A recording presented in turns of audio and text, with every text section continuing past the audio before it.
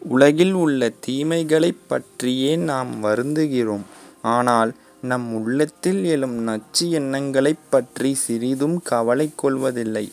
ஆகவே உள்ளத்தை ஒழுங்குபடுத்தினால் இந்த உலகமே ஒழுங்காகிவிடும். ஆயுளின் பெருமை ஆண்டுகளில் இல்லை, வாழும் முறையில்தான் இருக்கிறது. படைப்பில் பிரம்மாண்டமான படைப்பு நம்முடைய மனதுதான். மனதை அழகுபடுத்துங்கள், வாழ்க்கை அழகாகும். வலிமை மிக்க வீரனாக இருப்பதை விட ஒருவன் பொறுமை மிக்கவனாக இருப்பது நல்லது. ஒரு நகரத்தை அடக்கி ஆள்வதை விட தன் கோபத்தை அடக்கி ஆள்வது நல்லது. வாழ்க்கையில் ஒருவனுடைய செல்வமோ அதிகாரமோ அவனை மேலும் மேலும் கீழ்நிலைக்குத் தள்ளிவிடுகின்றன. ஒவ்வொரு மாற்றத்திற்கும் ஒரு காரணம் உண்டு. காரணமின்றி விளைவில்லை.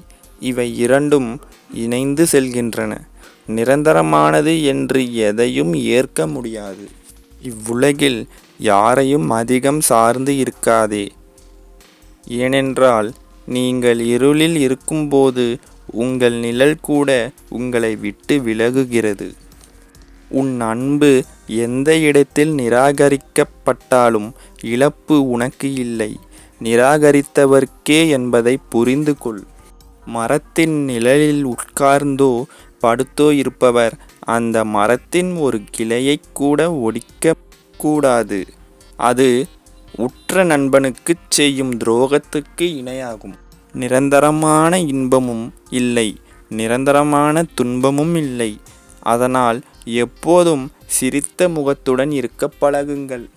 நமது உதடுகளை அரண்மனை வாயிற் கதவுகளைப் போல பாதுகாக்க வேண்டும். நமது வாயிலிருந்து வெளிப்படும் ஒவ்வொரு சொல்லும் சாந்தமானதாகவும் இதமானதாகவும் இருக்க வேண்டும். மன அமைதி பெற விரும்பினால் பிறர் குறைகளைக் காணாதே, அதற்கு பதிலாக உன் குறைகளைக் காண். தரையில் அமர்பவன் ஒருபோதும் தவறி விழமாட்டான். ஒருவருடைய வாழ்க்கையையாவது மாற்றியமைக்காவிட்டால் நீ உனது வாழ்க்கையை தவறாக வாழ்கிறாய் என்று அர்த்தம். உடலை திடத்துடனும் நலத்துடனும் வைத்திருக்கிறவனாலேயே மனதையும் வலிமையாக வைத்திருக்க முடியும். மற்றவர்களின் செயல்களை மாற்ற முயற்சித்து மனவேதனை அடைவதை விட உன் எண்ணத்தை மாற்றிக்கொண்டு வாழ பழகுவது நல்லது.